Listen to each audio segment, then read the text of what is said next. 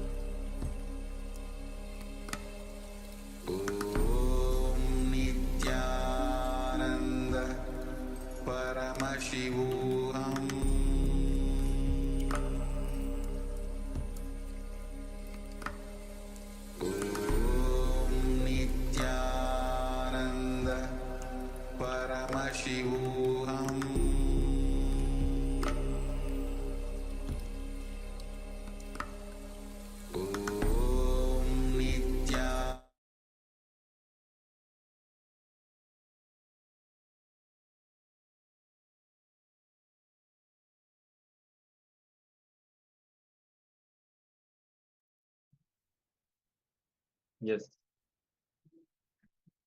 Now you can open your eyes.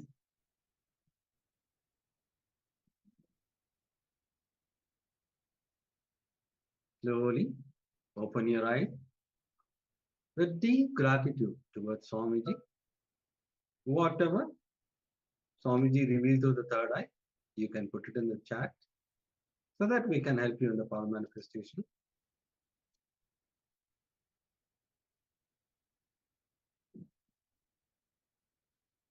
Yes, I request all the participants to participate in the power manifestation. Yes, Mama Maha, please go ahead and tell whatever has been revealed to you.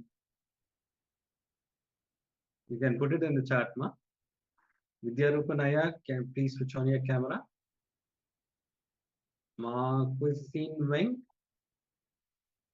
please switch on your camera.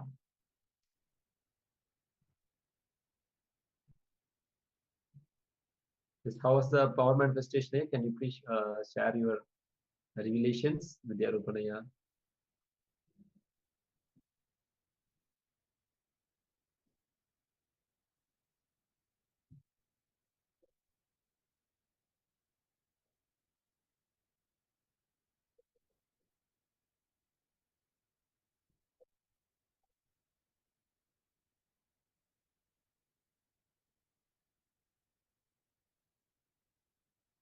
Mark Yusin Wing, please switch on your camera.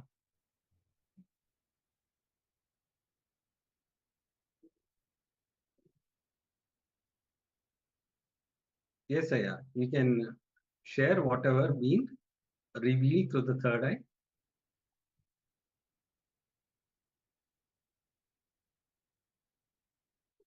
Okay, let's see.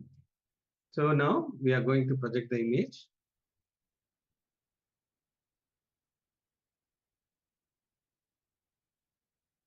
Yes, you can see two kids are playing in a lake in the boat. If you have seen water or the kids playing, you can put it in the chat. Or if you have seen the boat or blue color or brown color, whatever it may be, you can put it in the chat. How many of them are feeling that you have seen this image during the power manifestation, or what are the objects described in the picture? Any one of the objects, if you have seen this, please go ahead and share your revelations here.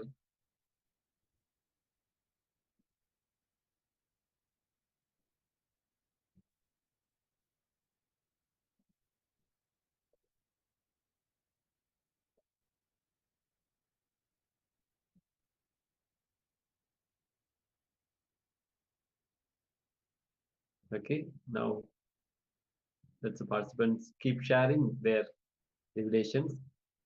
We'll move on to the next round of the power manifestation. Yes, now let's enter into the second round of power manifestation. I request all the participants to sit straight with your head, neck, and spine in a straight line. Close your eyes, blindfold yourself, and chant the Mahavakya intensely. Enter into the space of oneness. Remember Swamiji through the third eye, and whatever Swamiji reveals through the third eye, ask, request Swamiji to reveal through the third eye whatever is being projected. Be in that oneness space. Physically, your two eyes should be closed. I can see still some of them have not closed their eyes. Physical eyes you need to close, and you have to see through the third eye. Please close your eyes with a piece of cloth. If you don't have an eye band, you can use a piece of a cloth and tie your eyes so that nothing is seen through the third eye. To the two eyes, you are supposed to see only through the third eye.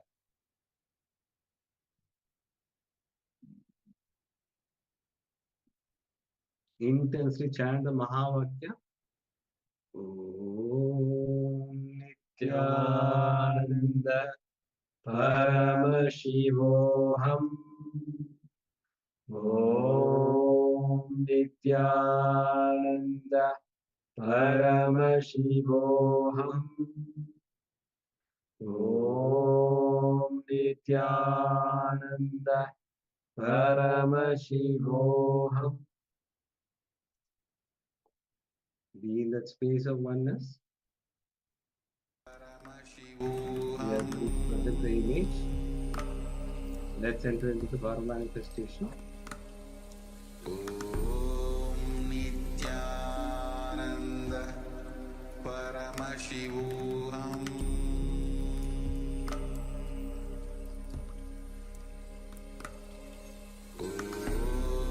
Nityananda Paramashivoham.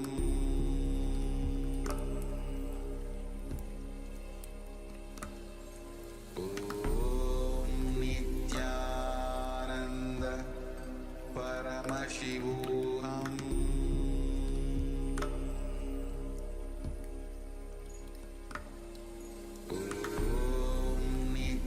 Nityananda Paramashivoham. Nityananda Paramashivoham.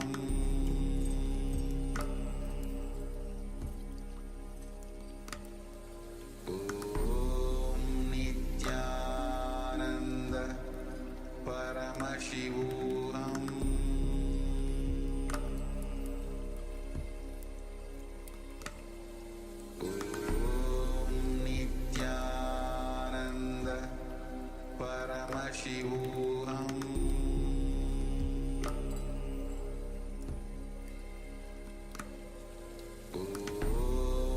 Nityananda Paramashivoham. Nityananda Paramashivoham.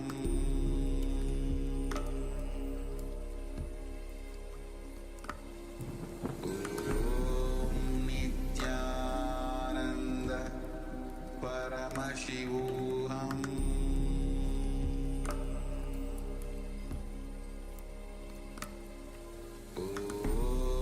Nityananda Paramashivoham.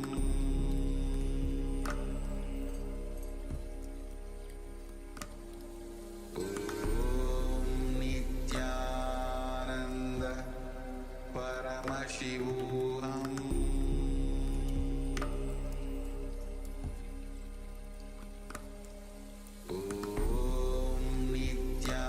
Nityananda Paramashivoham.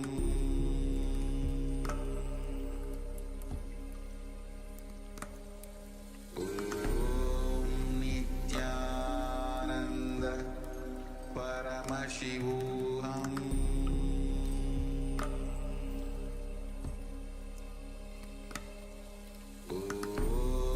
Nityananda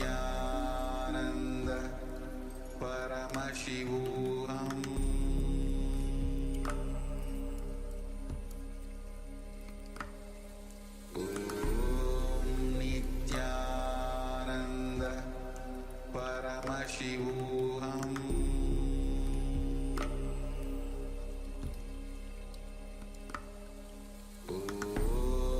Nityananda Paramashivoham.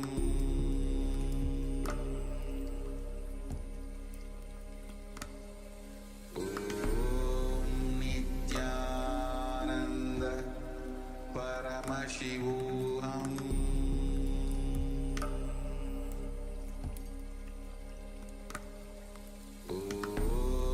Nityananda Paramashivoham.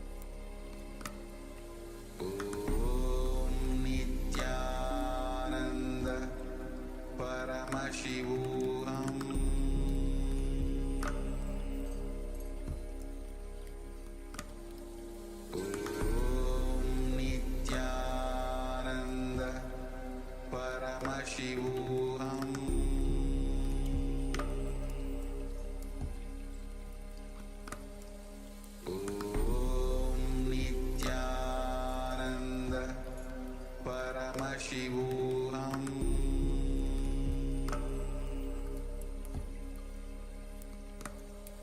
Om Nityananda Paramashivoham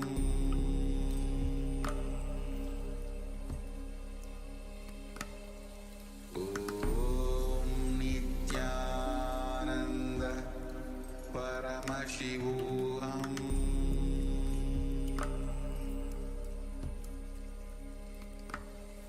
Om Nityananda Paramashivoham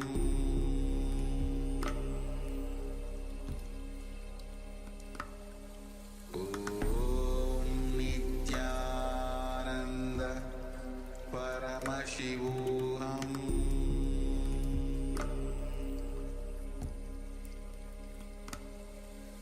Om Nityananda Paramashivoham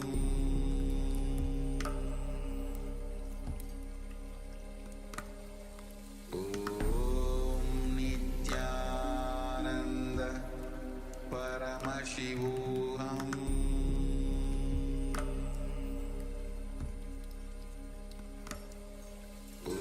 Om Nityananda Paramashivoham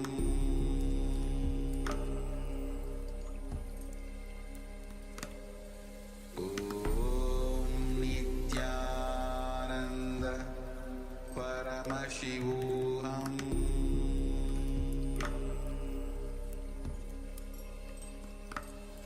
Om Nityananda Paramashivoham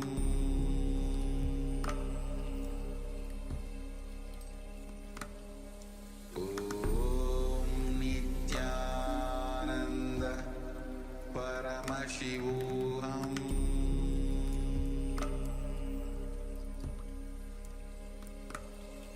Om Nityananda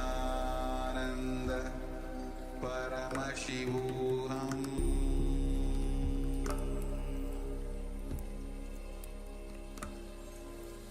Om Nityananda Paramashivoham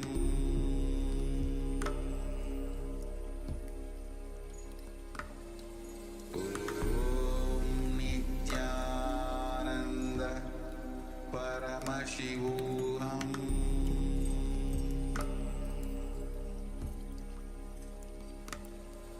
Om Nityananda Paramashivoham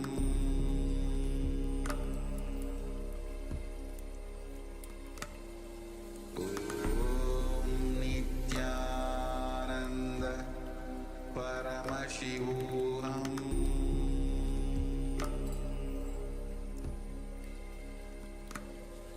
Om Nityananda Paramashivoham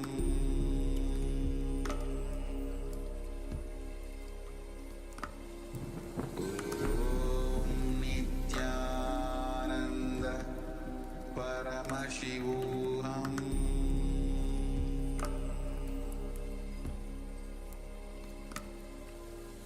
Om Nityananda Paramashivoham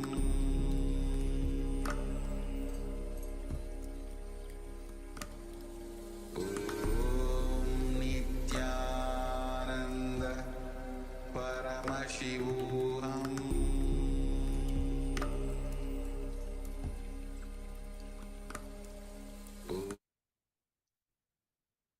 Yes. Now, slowly open your eyes. Whatever Swamiji revealed through the third eye, you can put it in the chat. I request all the participants.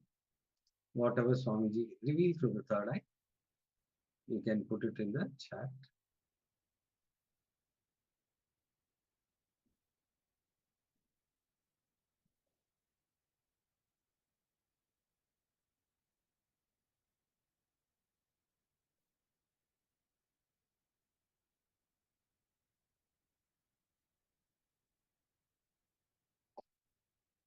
Now we'll be projecting the image. Yes, you can see a cow grazing on the field. If you have seen a mountain or trees or cows, you can put it in the chat.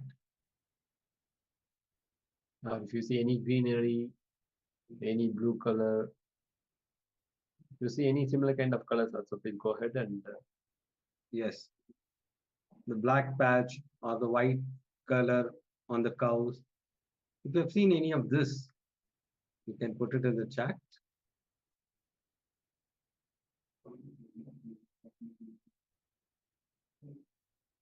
And we request all the participants, Ma, Nada Yogini Ma, and Quixin Weng. Ma, can you please switch on your camera?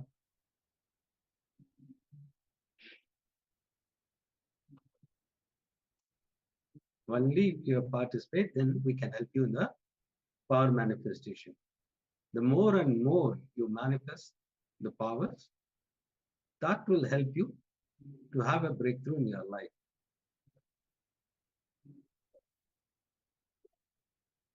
Don't think it's just you're manifesting the powers. You will see that the more and more you participate, you will see you'll be manifesting the reality, what you want in your life. All this gets manifested. It is not just power manifestation. That will help you in your life every day, in your life, with your relationship, with your work, whatever it may be. All this will going to help you. Sincerely participate in the power manifestation. You will see that you will be manifesting the reality you want in your life. The whole science is designed in such a way that you'll be able to manifest the reality you want in your life. The whole Paramashivoham program is designed to manifest your reality.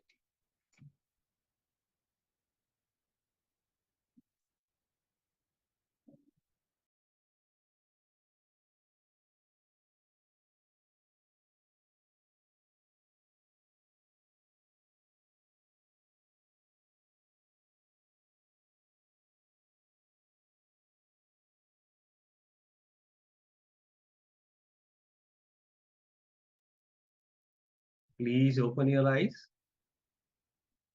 I request all the participants to open your eyes, and whatever Swamiji revealed through the third eye, you can put it in the chat. Aya, Vidya Rupanaya, you can tell one of the participants to close the eyes. Okay.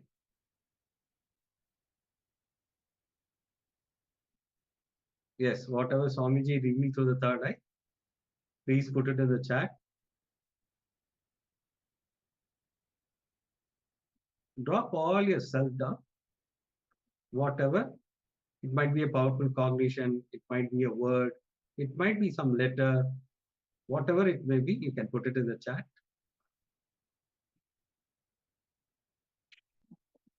Don't worry if it is wrong. Initial stage, you will start. The more and more you start manifesting this power of third eye, you'll be able to manifest it very easy.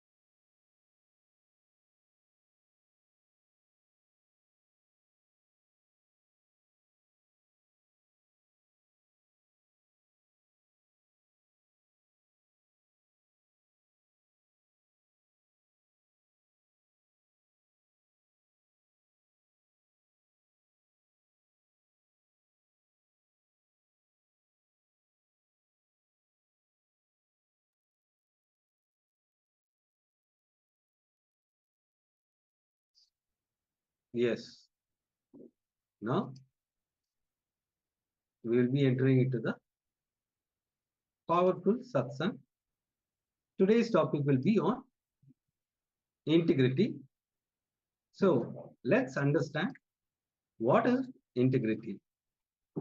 Integrity is you fulfilling the words and thought you give it to yourself and others and experiencing state of completion.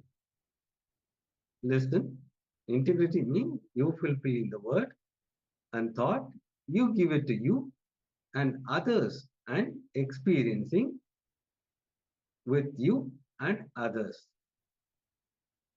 So now let us enter into the powerful session from Swamiji. Please have your notebooks and pen along with you so that we can enter into the session. Quickly you can grab water or hot chocolate so that we can enter into the powerful session from the Swamiji. And please have your book and pen now. So whatever powerful cognition you get through this satsang, you can pen it down, which will help you in your life. Whenever you have a problem, this powerful cognition will help you.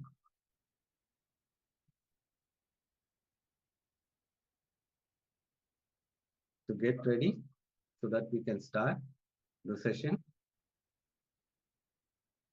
And as today's segment is going to be the 4 fundamental principles like integrity, authenticity, responsibility, and enriching. In this, the first principle is integrity. That is, we are going to look at it now. Let us sit straight and to welcome Swamiji. We are going to hear directly from Supreme Master Hinduism with more and more deeper truths about integrity.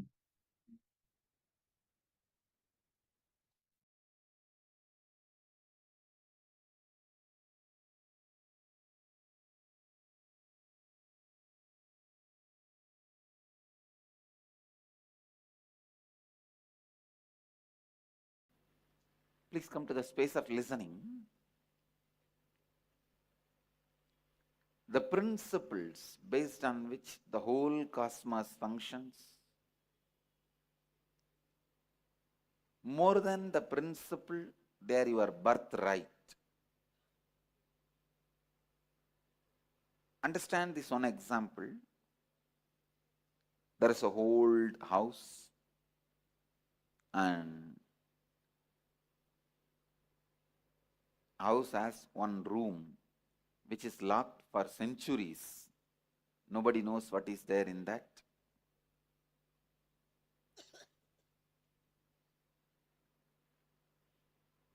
The Rajaguru of that family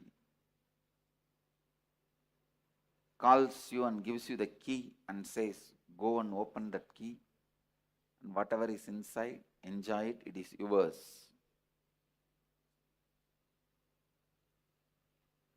Naturally, you say, no, I have a lot of work. Why one more work? I am not interested. Who will go into the house and who will go into the room and who will open?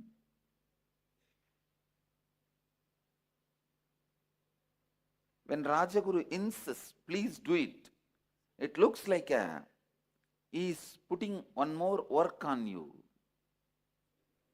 He is putting one more responsibility on you. He is forcing you to do something. But when you go and open the door and see the treasure, large treasury. Any of you have seen literally with your eyes any treasury? Any of you? Any of you have seen in your life any treasury? I saw twice in my life. One, Anandapadmanabha Swami. I saw in few years before it became public when that king invited me to his palace. That is now overnight it has become world's richest spiritual institution. In Kerala, nearby a state, there is a temple, Padmanabha Swami temple. It's literally feels like somebody slapping you. No, really. The treasury now, which is made public, I saw, they are saying that it was not open, it was not accessible and all that. It's lie. It was under the control of king, and it's a temple of Vishnu. I myself saw. It's literally like you faint. Because each diamond, see, actually when I went, it was all packed in gunny bags. When they showed me, something like a 90 gunny bag.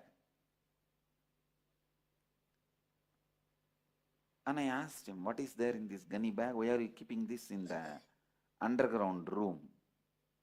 Oh, Swamiji, that and all diamonds. And if you see, there's a photograph also.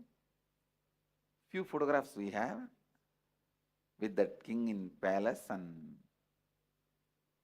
when he was taking me around the treasury, of course, we could not complete seeing.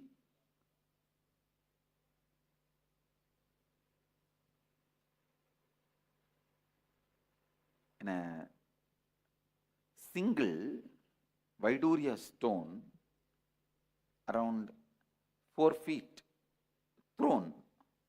The whole throne is single Vaiduria stone. In single Vaiduria stone, they have carved. I don't know how many 1,000 crore it will be. And once I saw the Venkateshwara's treasury, Tirupati Venkateshwara's treasury. Anyhow, I'm just giving you the idea of what is treasury. If you find the treasury in that room and make it as yours, after that, will you feel what that Rajaguru was telling you is a responsibility, is a work? No, it's your birthright. Please understand. Before you open the door and acquire the treasury, acquire the treasure, it's a work. After you acquire the treasure, it's your birthright. Exactly the same way, these principles, these 4 principles, before you live them and start opening up to all the treasures of these 4 principles, extraordinary powers which you will be receiving by these 4 principles. Please listen. Before the extraordinary powers of these 4 principles becomes available to you, living this may look like a responsibility. Please listen. Come to the space of listening. Before you experience the powerful principles expressing miracles through you, it is like a responsibility. But once you open the treasury, the powerful powers which comes to you by internalizing these principles, it's your birthright. How many of you are able to cognize what I am saying? So these 4 principles are not one more responsibility I am adding to you, one more rule I am adding to you, one more law I am adding to you.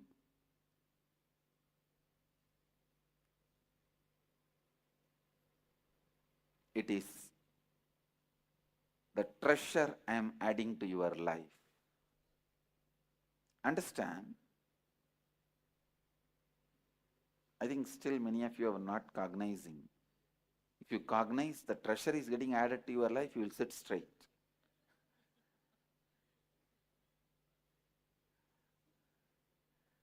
Anyhow,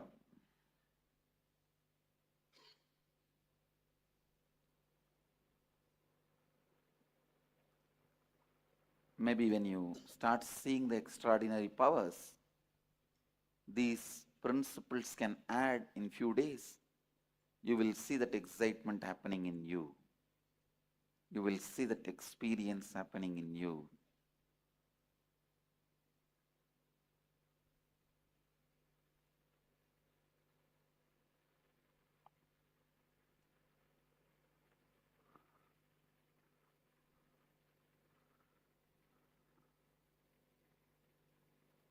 I'll start the session.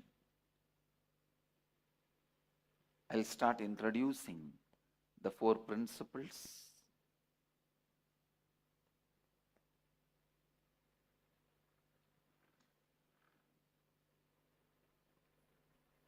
First principle. Please come to the space of listening. Now literally you are getting initiated into these tattvas, into these principles. How many of you are listening? So listen. The first principle, integrity, means integrity is you fulfilling the word and thought you give it to yourself and to others and experiencing state of completion with you and with life. Listen.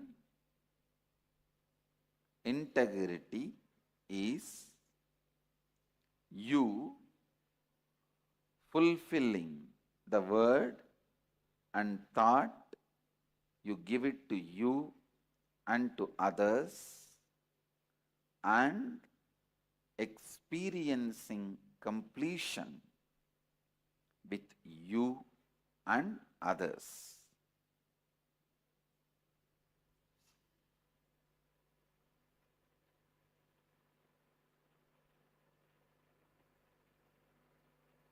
Integrity is not social ethics,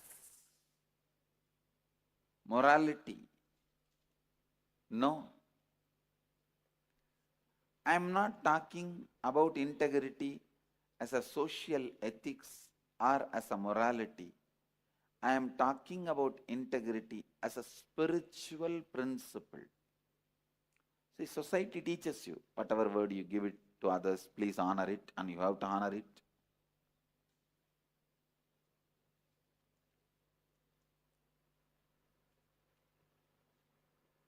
I am not talking as a social morality or ethics. I am talking as a spiritual principle. Please listen. Society many times teaches you to fulfill the words you give it to others because based on that only society runs. But here, the first thing you need to know, the words you give it to you, the words you give it to you,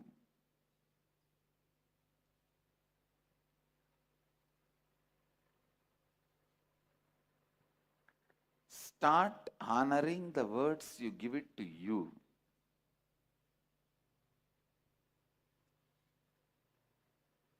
Everyone understands integrity with others. It's like if you give a word to somebody, you will give $1 million within a week. Even by giving your life, you have to give that $1 million. If you realize 6th day, just before the last day, that even if you give your life, nobody is ready to buy for $1 million. You can't fulfill your word. At least call and complete with that person. Tell that person, I can't give you the $1 million before, ahead of the time of the commitment. Even that is integrity. If you complete with that person, I can't do and stop the mess you are creating in others' life, that is also integrity. This is more external world that everyone understands. But the real integrity starts with the words you give it to you. Please listen. With the words you give it to you.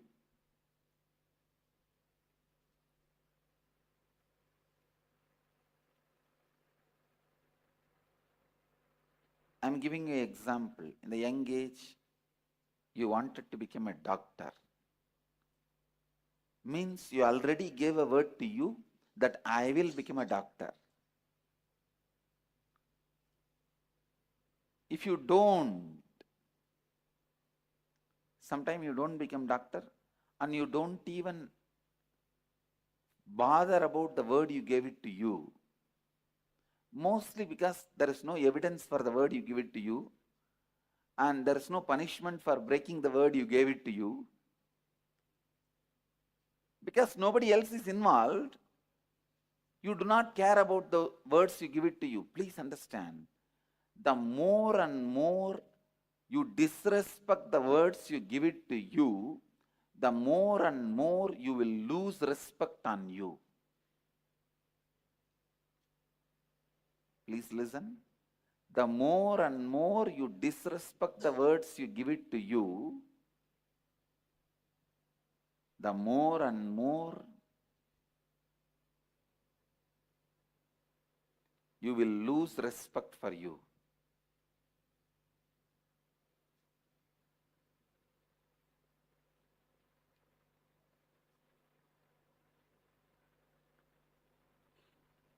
If you have committed with you that I am going to become a doctor, and if you are not able to become, at least complete with yourself. I gave a word to me, oh me, I gave a word to me that I'll become a doctor. Neither I have become, nor I am going to be. So I complete with the commitment. I gave it to you, or I gave it to me. I free myself from this commitment so that I can become complete. It's something new. First time.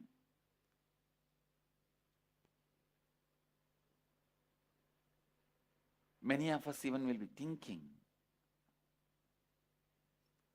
And you know the worst thing, not only we don't honor the words we gave it to us, and we neither complete with the words we give it to us, because this becomes a pattern, we don't even remember the words we gave it to ourselves. How many of you understand that? We don't even remember the words we gave it to us.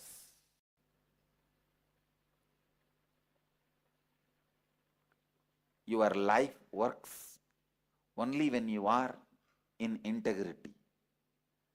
The degree of workability in your life is directly proportionate to the degree of integrity with which you live your life. I tell you, if you have integrity, even if the whole world does not listen to you, you will listen to you. I tell you, nobody needs to listen to you other than you. If you listen to you, you are a success. You are a winner. Nobody can do anything to you. I tell you from my experience. Just if you listen to you, nobody can do anything to you. The being who is in completion, nobody can do anything. Because cosmos wants him alive. Life wants him alive.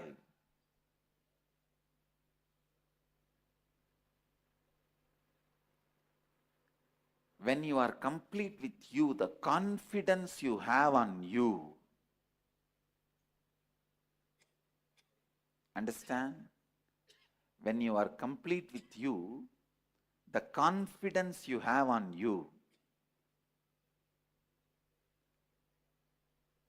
confidence the completion with you brings.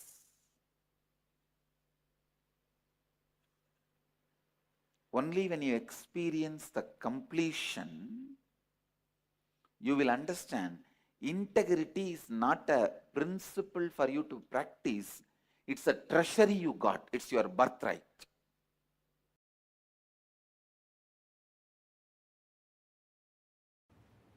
Strange conclusions you create in your life without simple integrity is what I call virus inside, which continues to keep you as a slave forever. This is the straightforward, most practical solution. You need to understand almost 99% of your conclusions, the cognitions you carry about you, life, strange stupidity. If I wear the black dress today, the whole day will be bad. How you came to conclusion? If I see somebody in the morning wearing black dress, the whole day will be bad. How you came to the conclusion?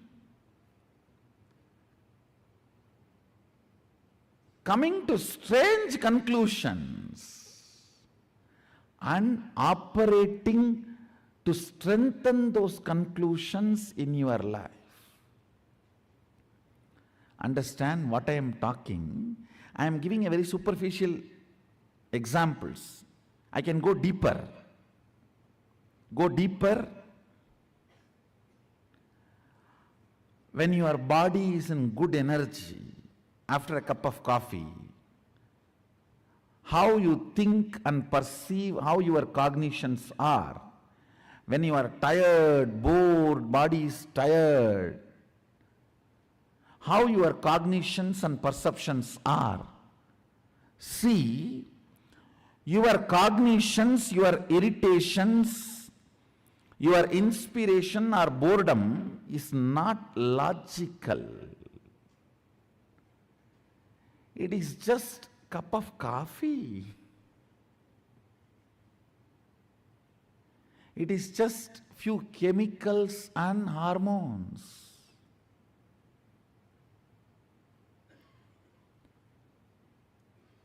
Distrusting your cognitions and trusting integrity as your software. Listen. Just disowning all your cognitions, deciding to catch up with the integrity. Integrity means I am defining. Every thought current you cherish, you should put your whole being to fulfill it, because every thought current you cherish is a promise you are giving to yourself. Either you put your whole being to complete it, fulfill it, or you drop it and complete it. That's all is integrity towards yourself. Listen, I'll repeat once more. Every thought current you cherish is a word you give it to you. So you should work putting your whole energy to make it into reality. If you are sure you can't make it into reality, complete and drop it. Don't entertain, enjoy anymore. Do not date if you are not going to commit.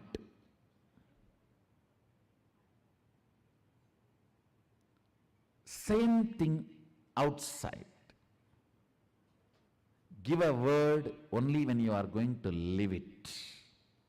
If not, drop it. Just this one, only one, integrity, replace all your cognitions. Your cognition about God, your cognition about world, your cognition about life, your cognition about society, your cognition about your body, your cognition about your mind. Replace it just with this simple straightforward integrity, the kind of a transformation you will go through, I tell you. In Ayurveda, there is a very simple one verse by a great Siddha. He gives deathless life, the art of deathless life. Take care, the throat is always clear.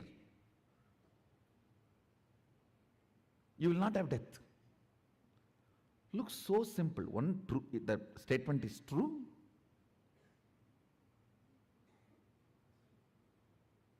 Second,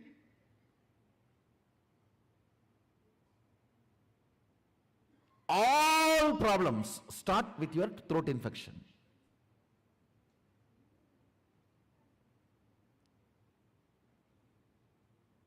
If you can take care, the pashana, the medicine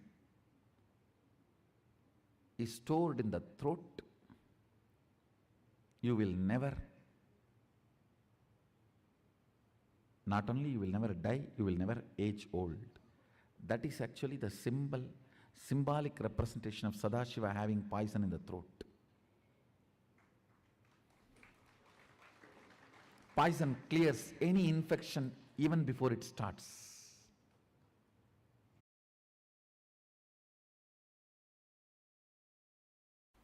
See, in anything you do, you know the first principle. Am I right?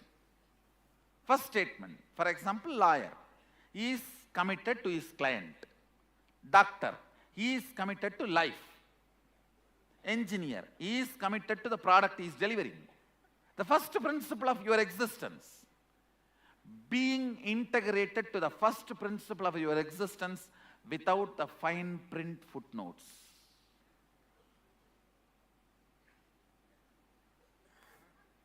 See, all of you know the first principle of your existence. Am I right? Being committed to that, being integrated to that. All the other utility transactions cannot touch the integrity of your first principle. They may be there, may not be there. But the first principle cannot be compromised. Cannot be compromised. I tell you, first principle brings strength.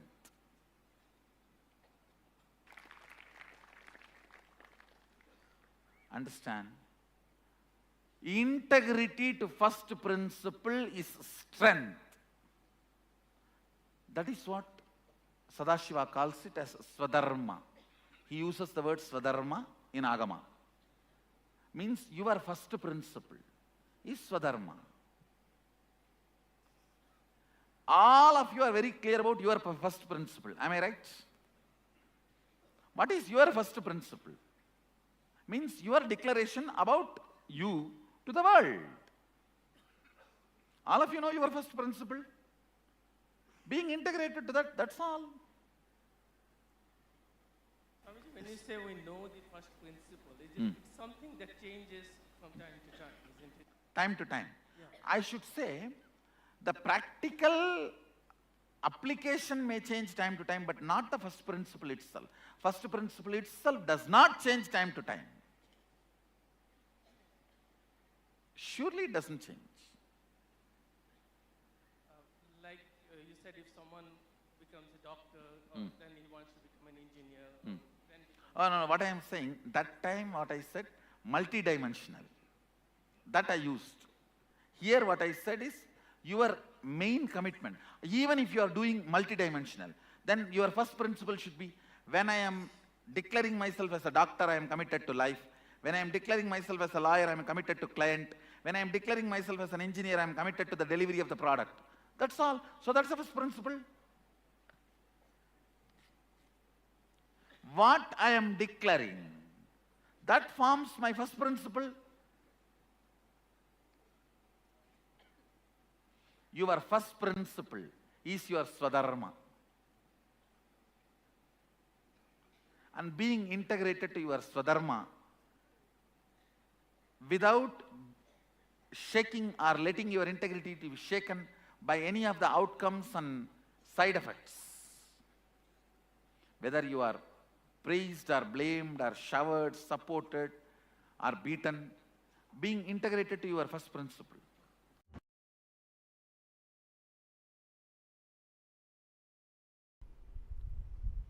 Integrity, anything which your cognition cognizes. As on now, I can give you example of how your cognition cognizes anger and lust and even hunger, fear. In that frequency, if you cognize the power of integrity, you will be powerful forever. You will be powerful forever. Not just feeling powerful, you will start manifesting powers. Because if you are integrated to your wife, you will have a very good home. If you are integrated to your boss, you will have very good office. If you are integrated to Guru, you will have amazing cosmos.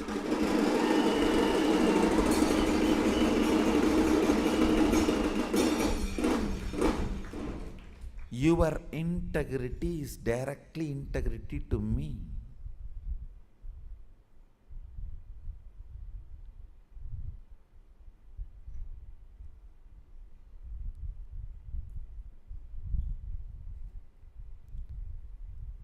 I was successful in integrity when I was young because I made it very personal. Like I have to get up and run because I'm going to see Arunagiri Yogeshwara. It was such personal, intimate experience. I became successful in integrity.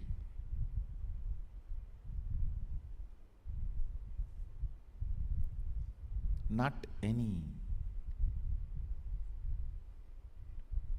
other logical practices. Practice may make you perfect, not integrated. Cognitive shift makes you integrated. Decision makes you integrated. That is why when you miss integrity, I am not asking you to practice integrity. I am making you to decide to be integrated from now. Declarations are decisions of reminding yourself, let me burn me with integrity. Let me awaken me to my integrity. Let the best of me be awakened in me. Let the best of me be awakened in me. Let's make integrity as a cognition today. See, once it becomes cognition, your chemical change, you see, all your sleep, everything is just chemical change, nothing else. If you keep your tube in your mouth and early morning pour the coffee, you will just wake up. Your sleep is nothing but, your struggle with the whole sleep is nothing but half a cup of coffee. No,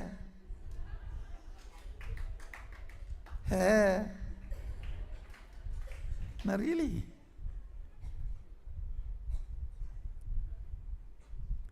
Romanceless relationships are all nothing but masturbation.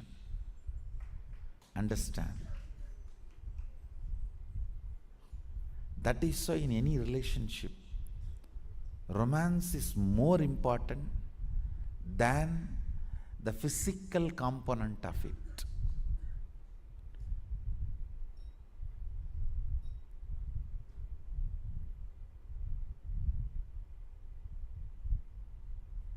All your struggle with the sleep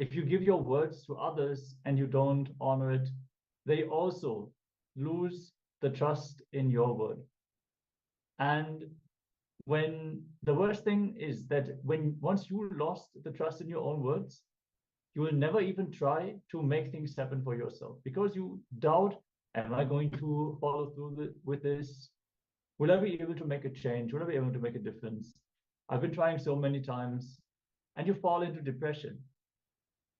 So integrity is you fulfilling the word and thought you give to yourself and to others, and experiencing a state of purnatva, completion with yourself and life. When you treat the word that you have given to yourself and others as your very life, you commit your life to fulfill that word. And if you see, even if I give my life, I will not be able to fulfill the word that I have given, you have to complete it. You have to remove the expectation you have put on others or yourself about that, what you declared, and then align to the new word that you are given. Understand that if you are in integrity, power manifestation will automatically happen when you are integrated. Integrity is not just about the big commitments. It could be something as simple as telling yourself, I'm going to wake up early morning and practice yoga, or telling a friend, hey, let's meet at 5 p.m.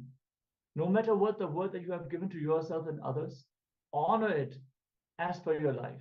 That is real integrity. Why non-integrity? Unfortunately, not honoring words you give to yourself and others becomes a habit. In your very early in life, when you're kids, it's become a habit. Why should I have to listen? That is how it gets started. And you completely forget about the integrity.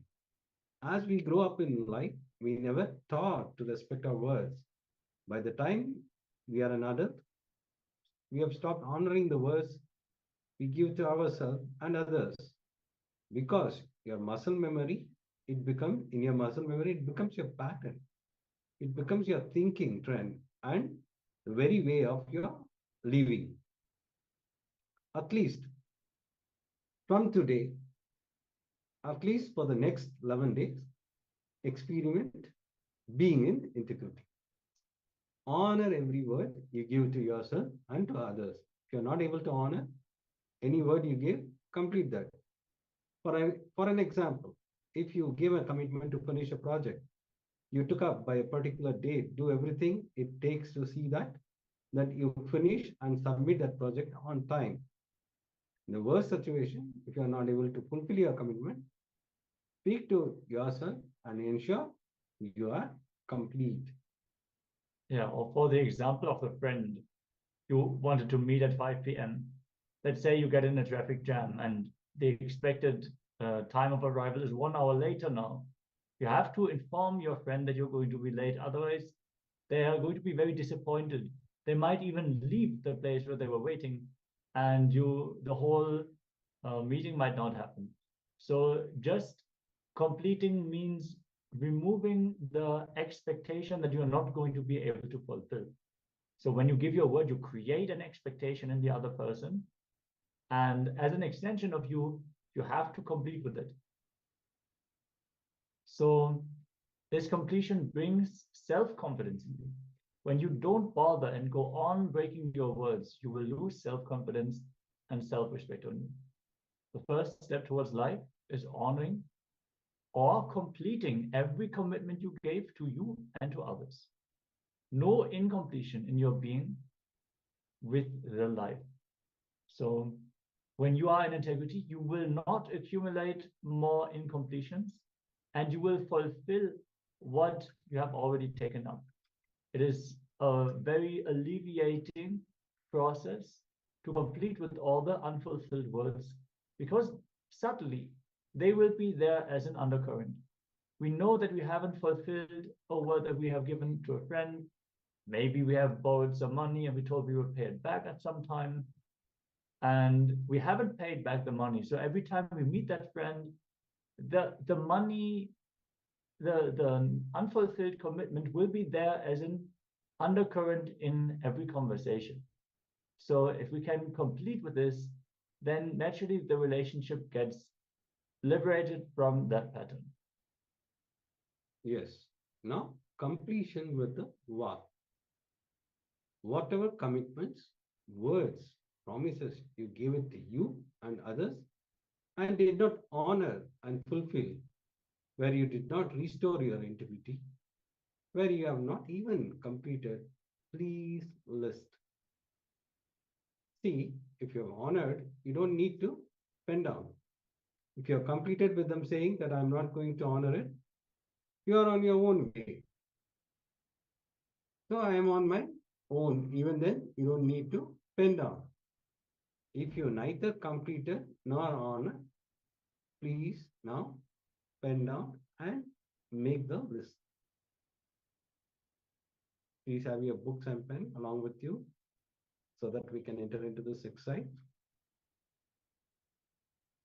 So wherever you didn't honor, you are going to pen down. Or you have not completed, just pen down, make a list and pen down.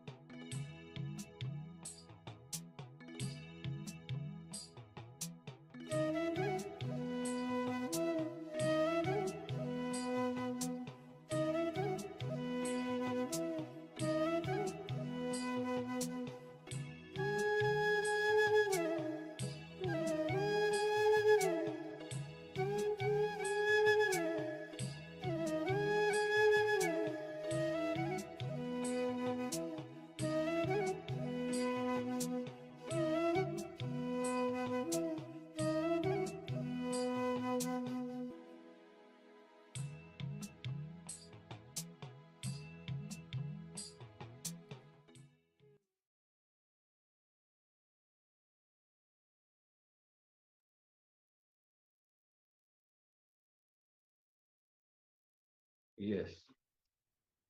You have completed writing. Now, let's enter into the second step.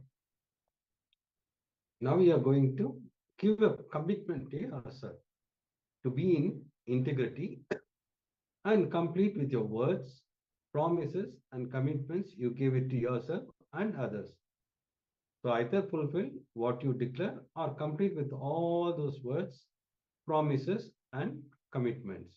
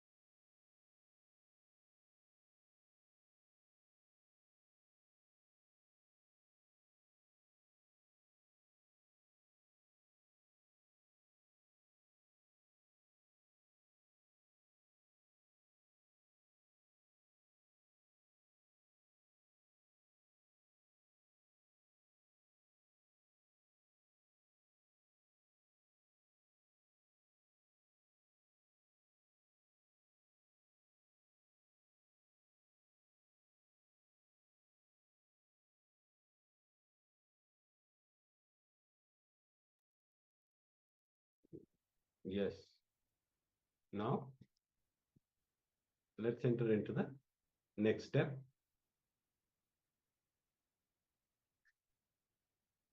Now you are going to make a call to 3 people and either recommit to honoring the word you gave and fulfilling it, or withdraw your commitment and complete for the word you gave.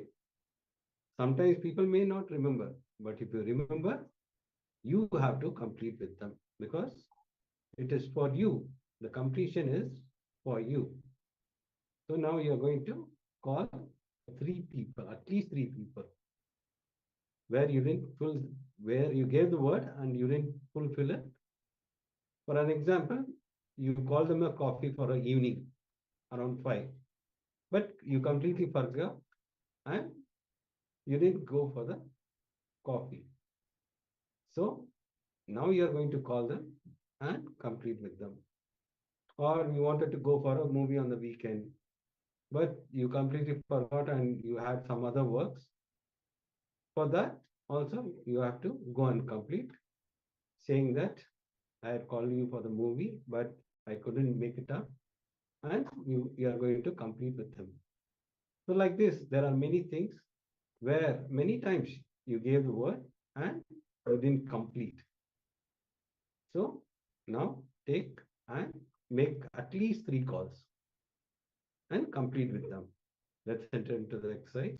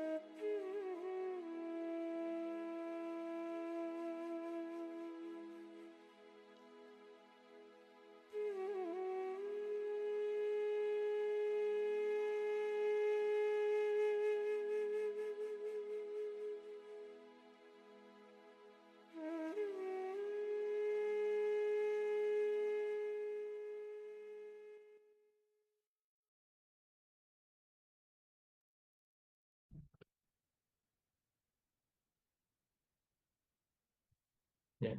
Now that we have all hopefully made the calls and completed with the unfulfilled words that we have given, this is the best time, directly after completion, to enter into power manifestation. Today we are manifesting the power of body scanning. So let's get ready.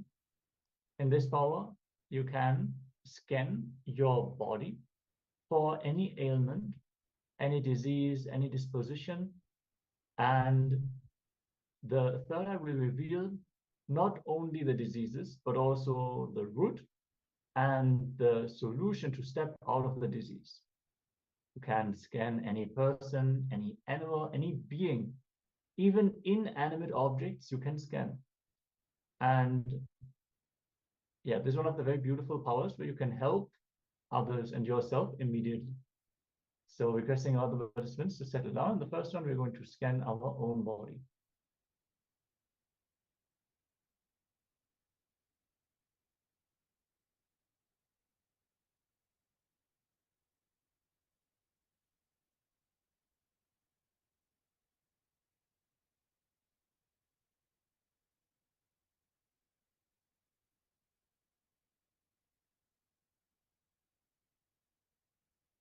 Okay. First, we're going to enter into the Shastra Pramana, the scripture references of the science. The Pramana is from the Vijnana Bhairava Tantra, Sutta 48, Dharana 25, and goes as follows. Dehantare tvak vikbhagam viti bhutam vichintayet nakin chaitantare tasya yayan adyeya bhagavavet. Yes, in Vijnana Bhairava Tantra, Sutra 48, Dharana 25, the translation is: visualize that your body is enclosed, supported by your skin surface, and there is nothing existing inside the skin. It is empty. You will feel empty inside the body. By such restful awareness, one cognizes and attains the knower of the whole bodily substance, who is the source essence or Krishna, who cannot be known. We are going to feel that empty in the body, just the skin, and there is complete emptiness. That's going to be the visualization. As we connect to Swamiji during this power manifestation, visualize Swamiji in your inner space and chant the Mahavakya. Om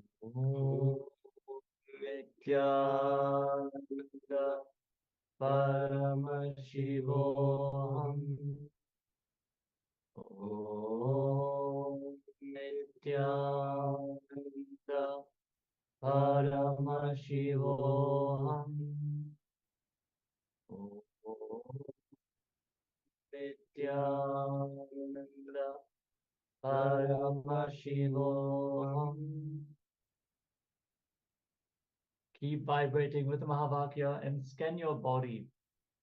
Don't try to see anything, just surrender to Swamiji. Let him reveal whatever needs to be shown, and trust that anything that is revealed is shown by him and is the solution that you need for your body right now. Let us enter into this round of the power manifestation. Keep chanting the Mahavakya. Let this round of the power manifestation begin. Om Nityananda Paramashivoham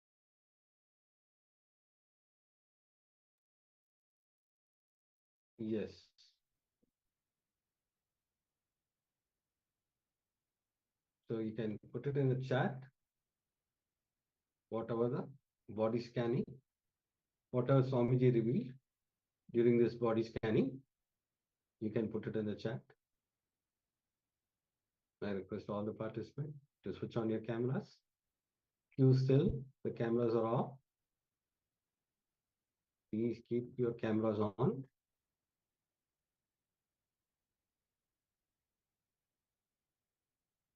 So if you have felt the sensation or in the stomach or anywhere, whatever you have felt during the scanning, body scanning, you can put it in the chat so that we can help you.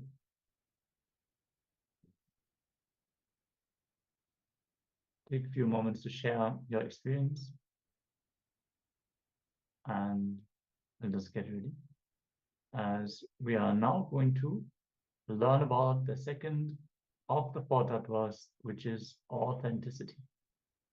Authenticity does not necessarily mean truthfulness. It means being at the peak of your potential.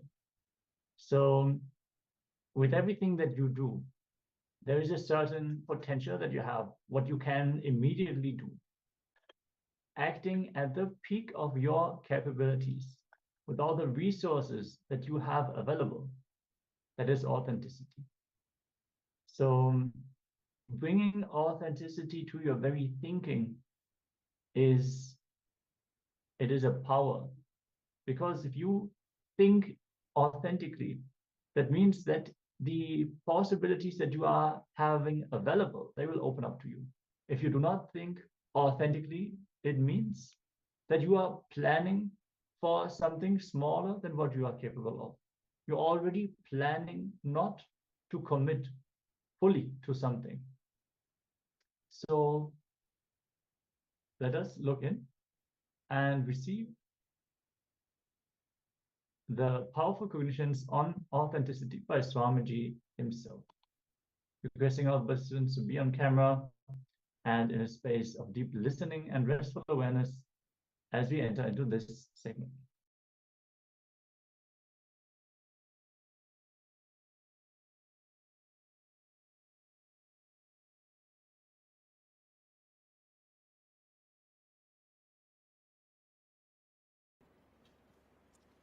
I'll expand on the second principle. How second principle, authenticity, transforms the reality of your life. First line, first tattva you need to know is, whatever you experience as reality is only possibility. Please listen. If you are experiencing your reality as rich, everything good, that is also only a possibility for great which is supposed to come. If you are experiencing your reality as bad, poor, suffering, suffocation, that is also is a possibility for the worst which is going to come. Listen. Whatever you experience as reality is only possibility. If you are experiencing as good, the great possibility for better. If you are experiencing as bad, the possibility for worse. But do not ever think the reality you are experiencing is the reality. No. It is just possibility. If you are experiencing fear, be very clear. It is only a possibility for the greater fear which is going to come. If you are experiencing courage, be very clear. It is only the possibility for the greater courage which is going to come. Everything you experience as reality is just possibility. Let me expand on authenticity. Authenticity means the state where you are established in the peak of your capability, your possibility, and you respond to life from who you perceive yourself to be. The inner image and peak in the outer image, and establishing yourself in peak in others' image about you. Listen. Whatever you perceive about you is only a possibility. If you think you are a Swami, good person, nice person, even that is only a possibility for the greater saint to happen. If you think you are filled with jealousy, dirt, junk, and whatnot, disease, depression, that is also not the reality. It is a possibility for greater disease, greater depression, greater disorders to happen.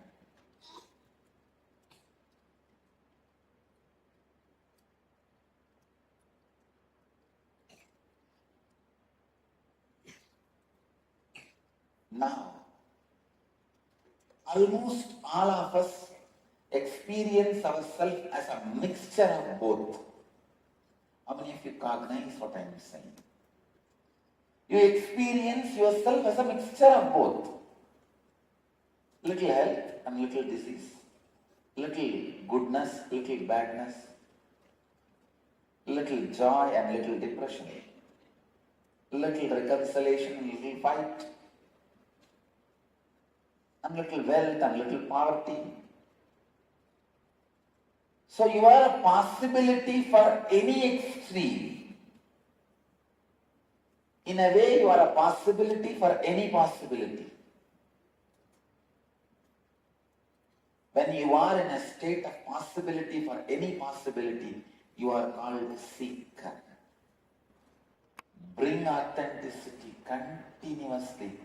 Expand how you feel about you, how you project to others, and how others experience you. Go on expanding. Go on expanding. Authenticity is the possibility of life in you.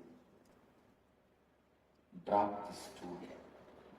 Bring authenticity in whatever you are. How you feel you, how you project yourself to others, and how others want you for them. In all these three, bring yourself to your peak.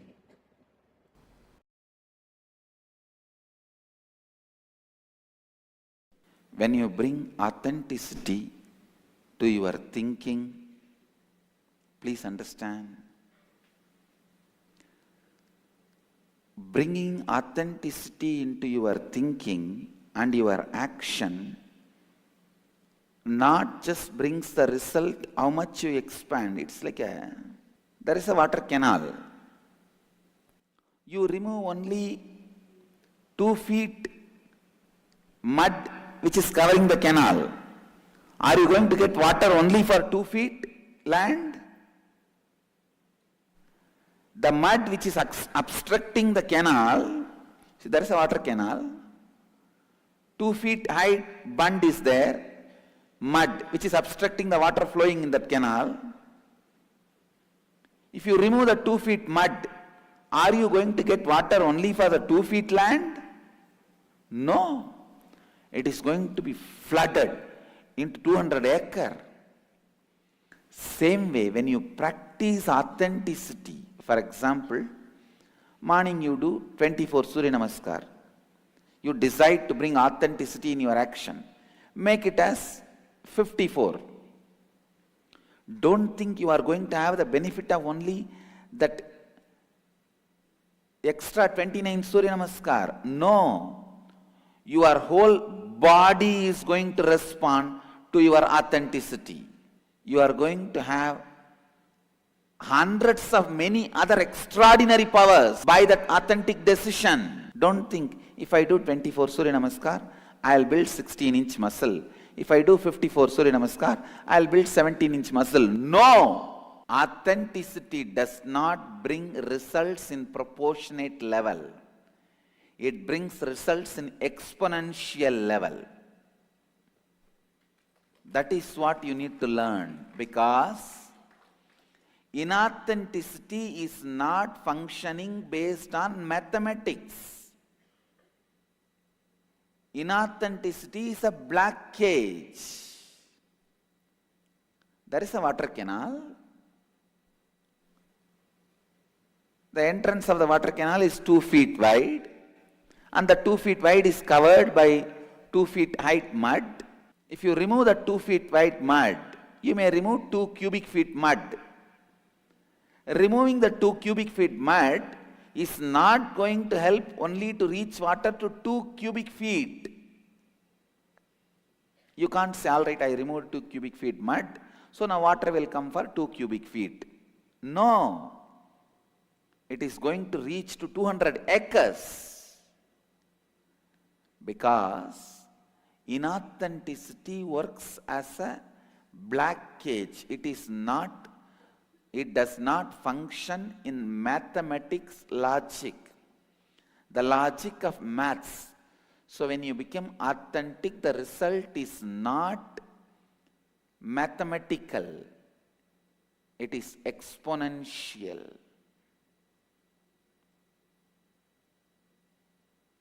It is not proportionate, it is exponential.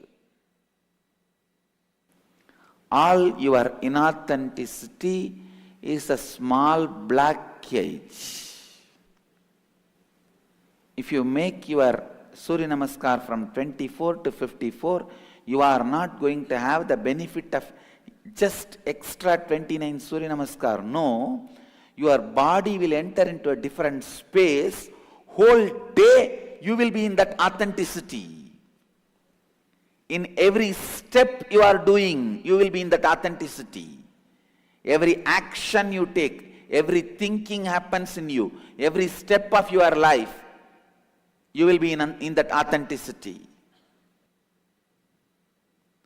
The power of authenticity brings unknown energies awakened in you, capabilities awakened in you.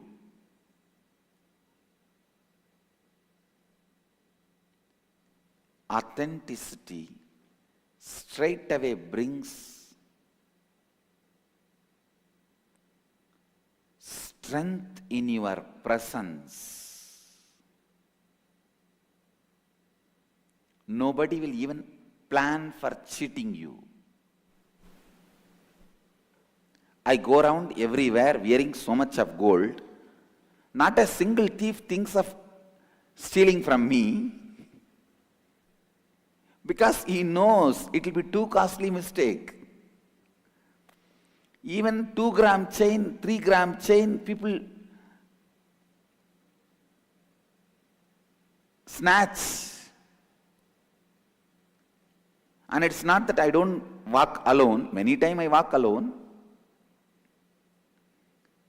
In the streets, even if you walk as 10 people, few gram chains, people snatch. There are chain snatchers. Not a single thief even thinks, because he knows it will be too costly mistake. Same way, your presence will be so heavy when you practice authenticity. No one will think of taking advantage of you. They know it is too costly mistake. It will be too costly mistake. Authenticity brings strength to your presence. Understand? Catch the truth. Authenticity brings strength to your presence. When you practice authenticity, just by your presence you will enrich people. Anything you say simply will become part of the people's space. Their inner space will not even have a guts to say no. They will simply forget no in your presence. Understand? Authenticity means being in peak in all the three. Being in peak in all the three. Let me explain. Having best, no books, notebooks. Please drop everything. No, can you drop all the notebooks?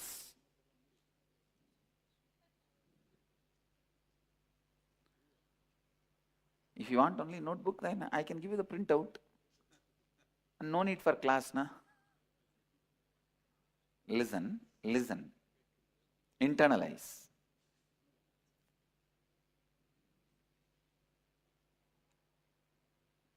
Point by point. Inner image. Having consciously built best inner image for yourself. As on now, our inner image is not consciously built. It is happening due to accident. Some old dilapidated bungalow you caught hold and you are living in it. You have not built it. You did not see the vastu. You did not buy the land as you want. You did not plan it and you did not create it.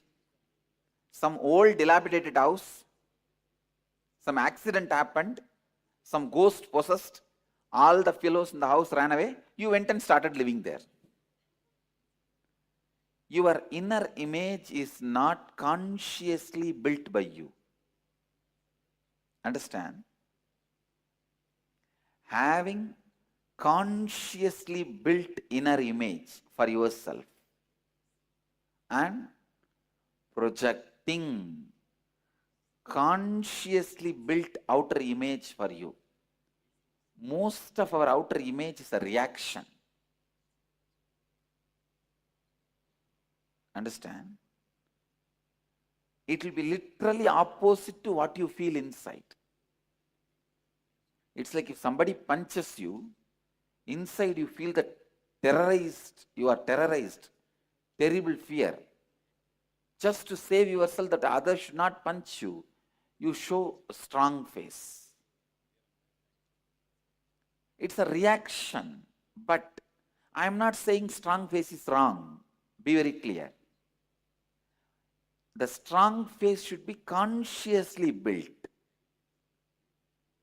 with responsibility. I'll show the strong face. I'll take the responsibility for it. I will align my inner image with it. How many of you are cognizing what I am saying? If you are not able to cognize, raise your hand. I'll repeat. Listen. I'll repeat. Both of you, please keep the hands raised so that I'll talk to you directly. Listen.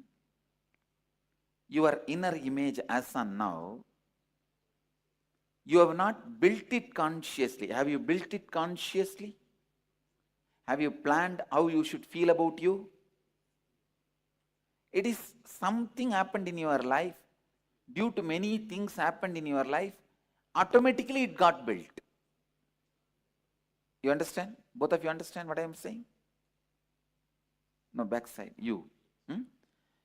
What you carry about you is not consciously created by you. You did not create it purposely. When the young age, somebody has beaten you, you feel, oh, I am weak. Somebody has cheated you, you feel, I am always cheated. Somebody says, you are a good guy, you feel, I think I am a good guy. So it is only an outcome of different accidents. Am I right? You are cognizing? So, your inner image, as on now what you carry, is not best because you did not build it. Same way, the outer image, which you are projecting to others, is not best because you did not consciously create it. It came out as a reaction. If your elder brother was beating you constantly in the young age, you have to put up a brave face so that he doesn't beat you. If your father is scolding all the time, you have to put a brave face so that he keeps quiet. So most of your outer image is reaction created unconsciously, not a consciously created. Getting it? Others' image. Listen. What others feeling about you, especially the people who live around you, taking responsibility for that. Whatever people expect who live around you, about you, for example, what your mother expects from you, what your father expects from you, it is not that you have to fulfill the expectation of the guy who walks in the street who have nothing to do with your life. No.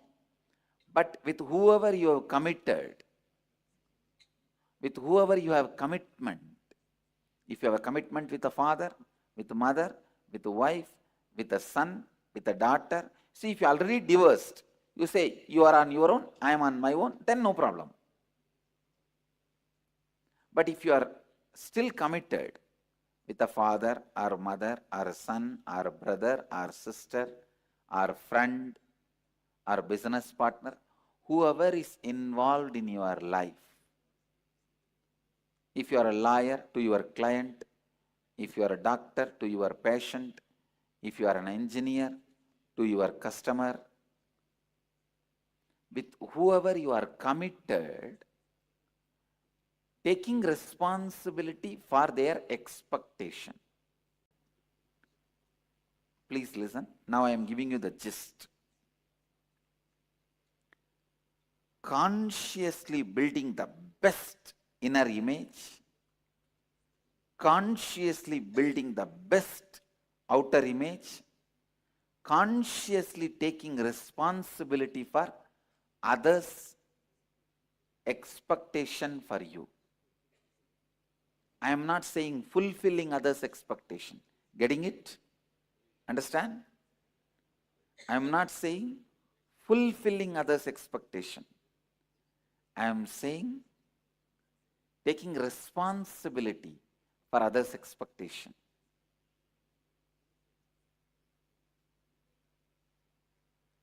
This three is authenticity. Building best conscious inner image for you, best conscious outer image for you, responsibility, taking responsibility for others' expectation about you, means you should be responsible for what you make others expect from you. And either you should change their expectation or fulfill their expectation. But for both, you are responsible. Getting it? This is authenticity. Taking responsibility for what others expect from you. For example, you are mother of somebody. You set an expectation to your son what he should expect from you. So you take the responsibility and set a scope of expectation. You understand? You set a scope and you fulfill it. Taking responsibility for what others expect from you, you set a proper scope and fulfill it, both. So, all these three being put in one line. All of you are getting it? Let me make it more clear with some more examples. Aligning your inner image, outer image, and others' expectation. All the three is authenticity. Let me define. In any point in time, authenticity is you being established and responding to life from the peak of your capability of who you perceive yourself to be for yourself, who you project yourself to be for others, what you expect, what others expect you to be for them. It's almost like a legal statement. Now let me make it very practical.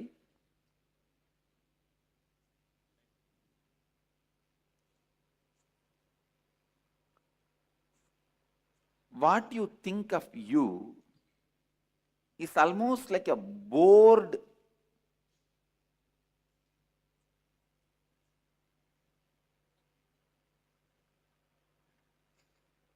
useless repetition words. That is why you terribly feel bored of you.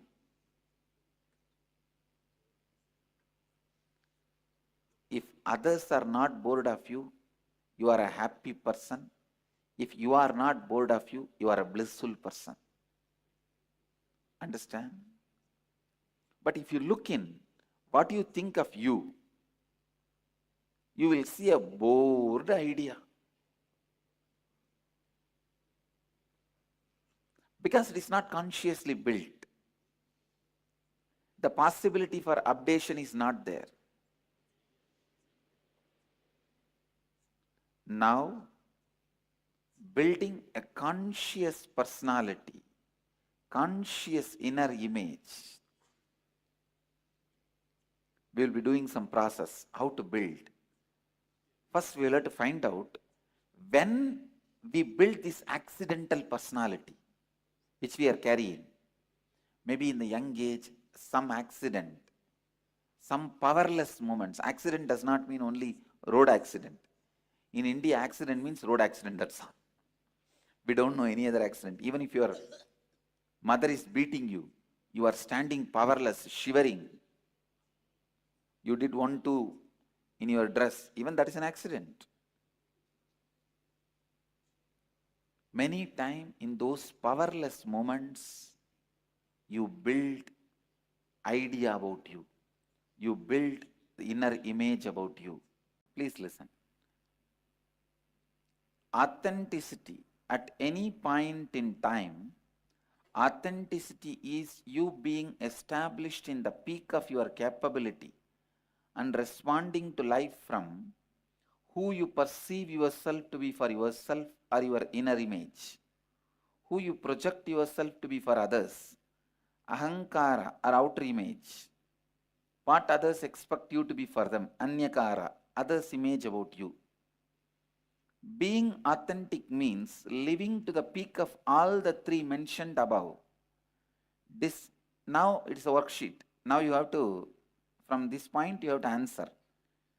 Number 1, describe all the qualities you believe as part of your internal image, inner image. Number 2, describe all the qualities you believe as a part of your external image, outer image, how you project you to others. Number 3, describe all the qualities others have shared with you as what they believe as part of the image they carry about you. Means what others expect from you. Now analyze the above and identify which of the qualities are not in alignment with the three images, your inner image, outer image, and others' image about you. Those are the aspects you need to work on. You have to now align all these three images of you that exist. This may include stretching your inner and outer image it means internal and external image, to align with others' image of you, or take responsibility to transform others' image and align it with your inner and outer image. Clear? Now please start the work.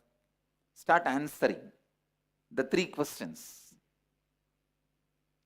Then we will do what need to be done. You answer only these 3 questions.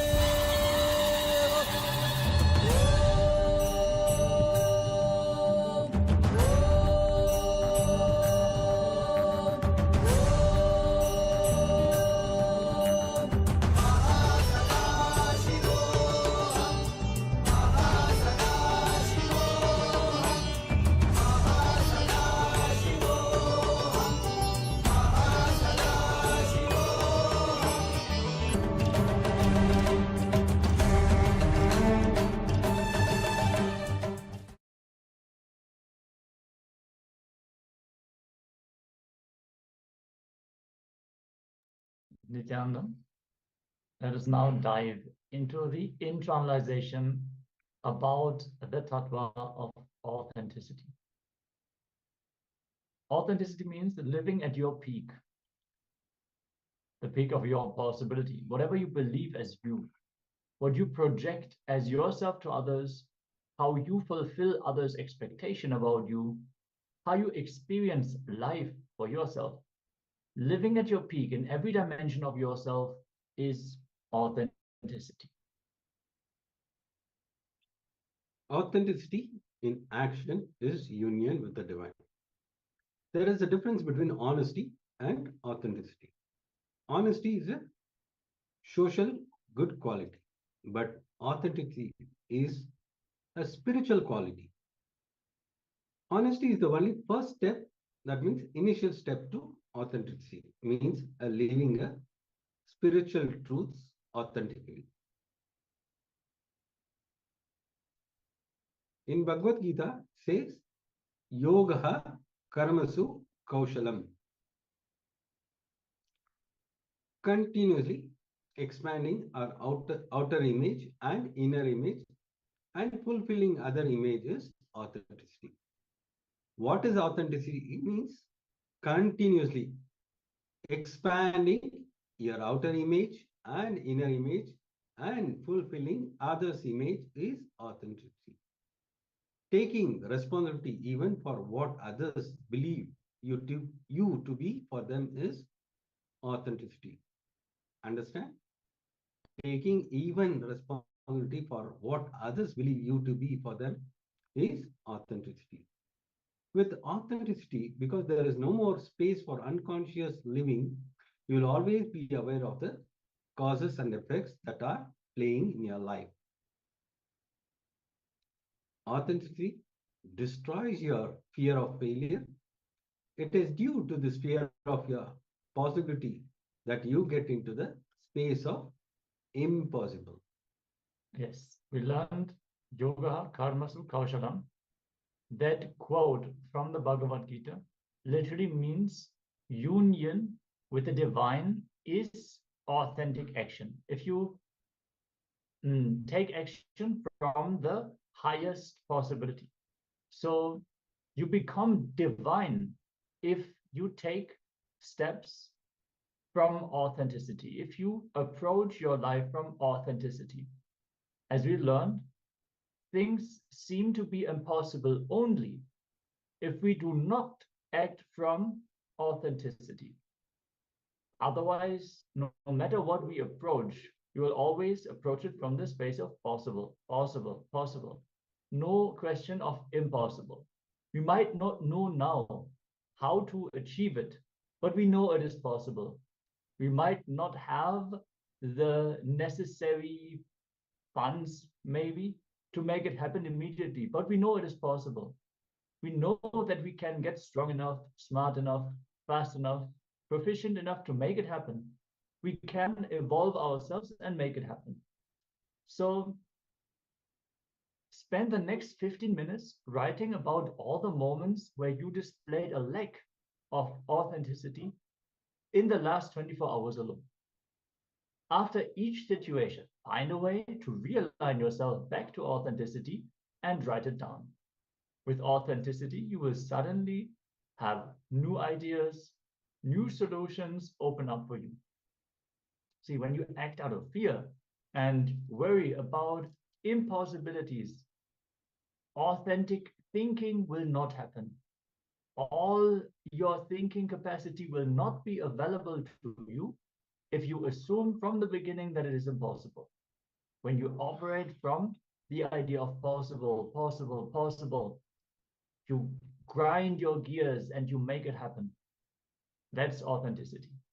So let's look in for all the things where we displayed inauthenticity in the last 24 hours.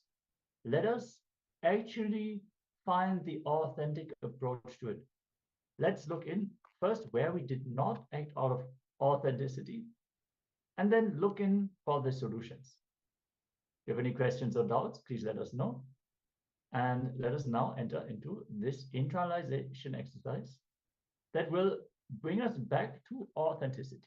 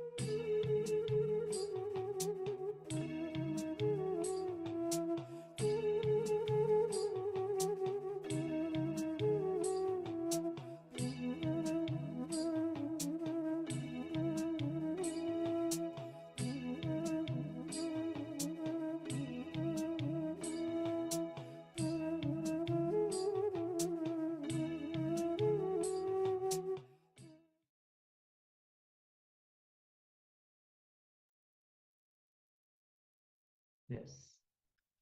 So let us decide, just for some days, let us decide to live authenticity.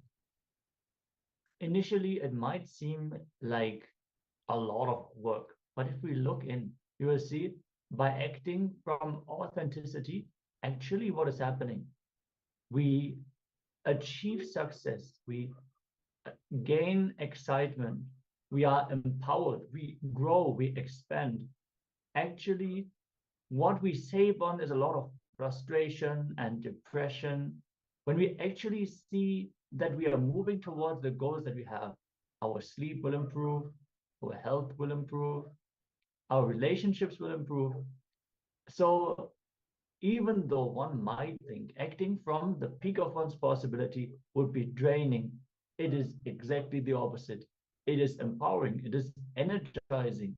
When you push yourself to act from authenticity, you will see there is so much more that you can do only because of your thought of impossibility. The idea of, oh, I'm already doing so much. If you really start believing that, you will see you will end up depressed, you'll end up sick, and all of a sudden you manifest diseases that actually force you to take a step back, that actually prevent you from being active. So the solution is to act from authenticity. With this, we're going to move on to the next round of today's power manifestation. Yes. Now, all we require is just a will to do it. That's it. Nothing matters. If you have a will, you can do it. It is only our laziness which stops us from exploring all the possibilities. So now let's enter into the power manifestation of body scanning. Now you are going to scan your own blood pressure. If you have a measuring device, you can check the initial measurement. After power manifestation, again you can check your pressure. You can change this power, your blood pressure. Yes. Sit straight in a, with your head, neck, and spine. Sit straight. Intensely chant the Mahavakya. Through the power of third eye, request Swamiji to manifest this power. Keep chanting the Mahavakya intensely as we enter into this power manifestation of body scanning and checking your own blood pressure. You can increase or decrease your pressure.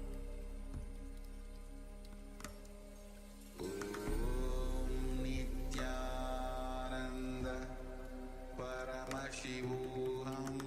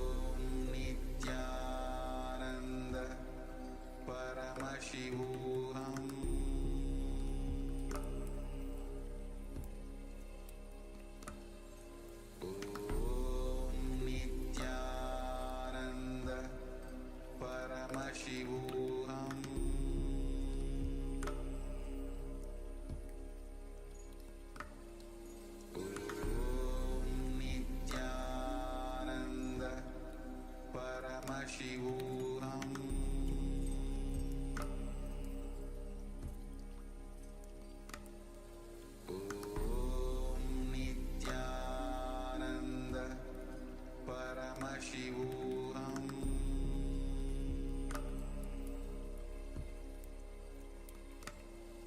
Om Nityananda Paramashivoham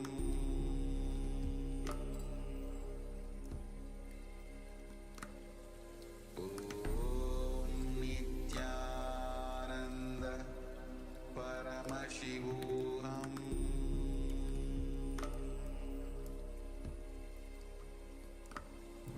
Om Nityananda Paramashivoham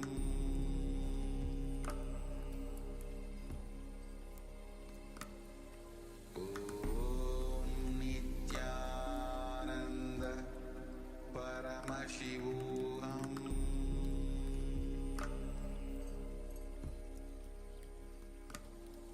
Om Nityananda Paramashivoham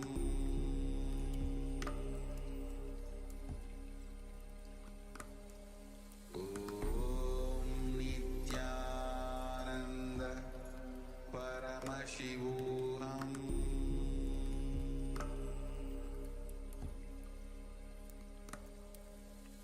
Om Nityananda Paramashivoham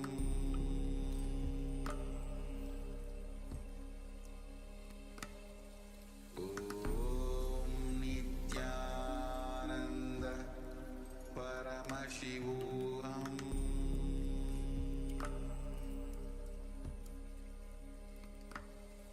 Om Nityananda Paramashivoham